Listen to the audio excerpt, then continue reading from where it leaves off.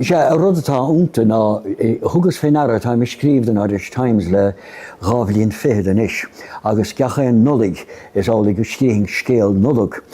dom hénig agus donna léthirí. Agus bhfuinnta scríing gá scéal nulig dá duchar is chúm. Agus is a ddírig an nulig a cheangal isib selatá nniuháin a bhín mar sin bhí a ddírig mas mai le cecht mas in nuaidim focail cecht a cecht éigen a bheith únta. Mar sin mar hompla há scéal a bhain mar hompla go raibh ísa agus nuair a bhí sin a leanamh agus más fíor an scéal muide agus seosamh agus idir a dethe chun na Héigipte ach níor lig agus stachiad mar tefig de behiad as a chafiad a chaf amach a ríist. Agus a bhrí sin bhí a ddírig go bheiceocht daoine ó nó a hála más fíor don teilech nefa gúil a héitin ar siúl sa látá nniuháin. Ach fuidir amach mé héon tris fithe blian éigen go raibh ábhar leabhar sa bhéad bhí chora le chéile gom, da bhrí sin ar sa bhí am héin cartaí a chor le chéile agus iad a chur amach a dtí na bhíl se hóir agus iad